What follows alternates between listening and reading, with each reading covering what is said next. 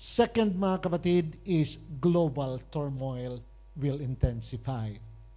Kung ang deception will multiply, global turmoil will intensify. Ano ito? Ito yung nasa Psalm chapter 20, Matthew chapter 24 verse 7. Basahin natin. Ready, go. Nation will rise against nation, famines and earthquakes in various places. Ang Israel tayong pinakaunang sample nito, na nation will rise against nation. Talagang ginigera ang Israel. Pero again, binabaliktad ng buong mundo na ang Israel ang mahilig sa gera. Actually, nananahimik sila ay inatake, kaya naman nagkaroon ng gera. Pero mga kapatid, different locations din, in different nations, meron din mga banggaan. Nabalitaan natin yung nangyari sa Thailand at ang kanyang kalapit na bansa. Ang nangyayari sa mga borders ng India at kalapit din niya na bansa. Maraming mga nangyayari, of course, not to mention ang matagal na ilang taon na banggaan ng Russia at ng Ukraine. At other places pa na maaaring hindi lang na-highlight. Pero ito talaga ang sign, sabi ni Lord. Kaya nga ang shinare ni Lord yung other side of the last days.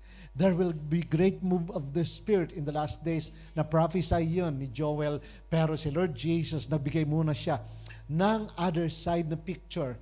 Ito, pag nakita nyo ito, parang radar. Ito, kailangan manotice ninyo, mapansin nyo ito. Ibig sabihin yan ay malapit na ang inyong gustong malaman. Wars, yung mga disasters, yung pandemic na ito na nangyari sa bansa ng Pilipinas, ng Israel, at ng lahat ng mga bansa affected. Signs of increasing birth pains ay mararanasan ito, mga kapatid. Ibig sabihin, merong bago na iluluwal at walang iba kundi ang paparating na rapture. Yan, mga kapatid, yung ang mga signs ito, parang mga painful na pangyayari, pero merong mangyayari, something big.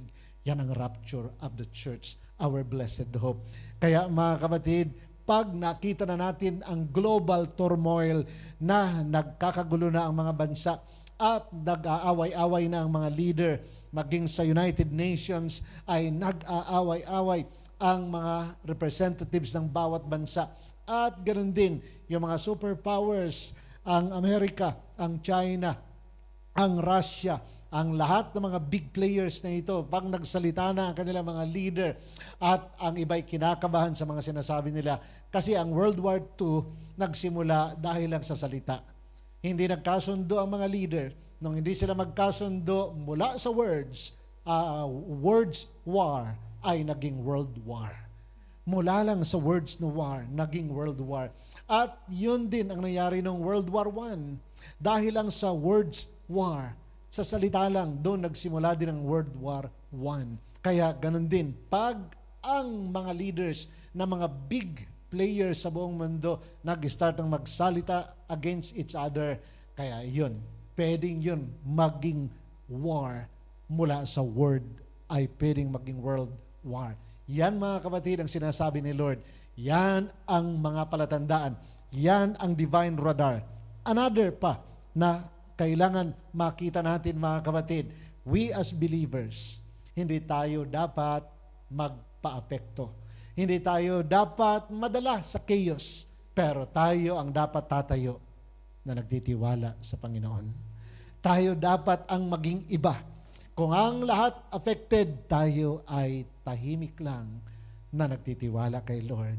At pag time na magsasalita to share to others that God is in control. That what is happening is according to what the Lord has declared.